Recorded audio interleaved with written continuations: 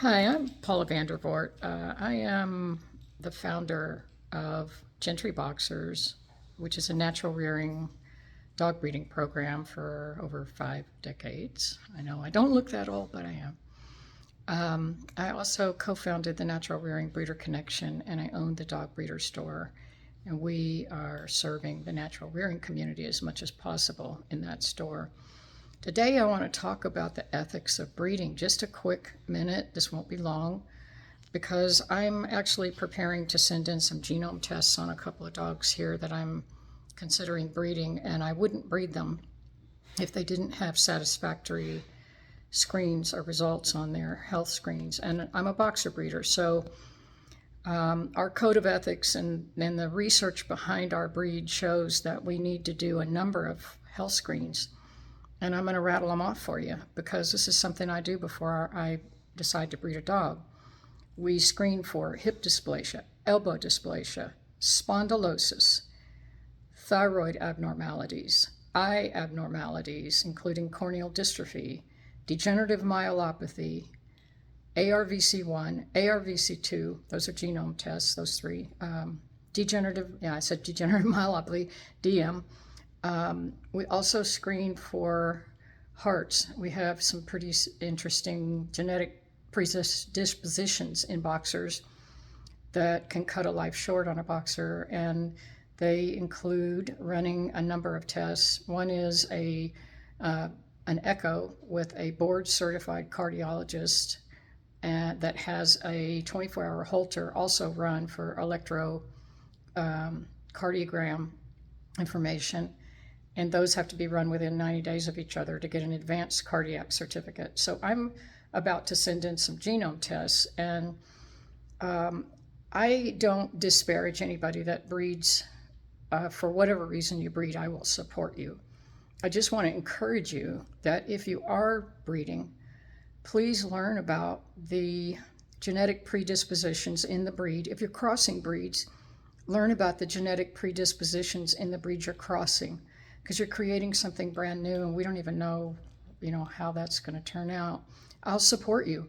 I don't care if you're breeding, Chihuahua doodles. It doesn't matter to me. But don't think you're better than anybody else because you're breeding purebred dogs and you're doing all the screening like I do. Yes, I consider myself a high-end breeder. I raise dogs with pretty advanced titles and so forth, and they're beautiful. They're conformation dogs as well as performance dogs. So they're smart and they're beautiful. But, I'm no better than anybody else. And I'm just going to flip this around real quick and show you this is the genome test I'm running.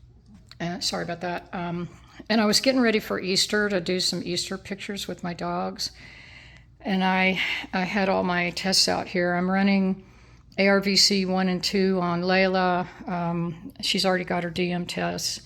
And I'm running ARVC 2 on Flame. She's already got her ARVC 1 and her DM test. And, I have this thing out here that I keep on my counter that says, I love my tribe. You're in my tribe. If you're a dog breeder, if you're a rescue, if you're a dog lover, you're in my tribe.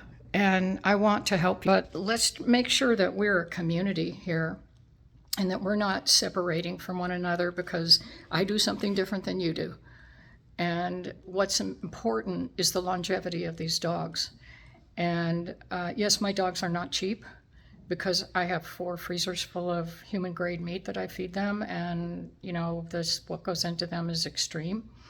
So I'm hoping that when people buy my dogs, that they are going to live a long time. There's a 20-year-old boxer living here in Houston right now. I have a friend that had a 19-and-a-half-year-old boxer. I know that this is possible, and I want to be part of that.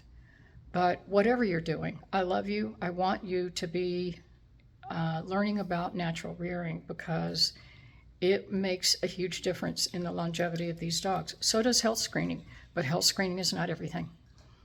I've learned that the hard way. It's not everything. I don't vaccinate my dogs anymore because vaccines are full of toxins. And now that the mRNA vaccines are coming out, I think we're probably going to have a new set of diseases in dogs that we're not even prepared for.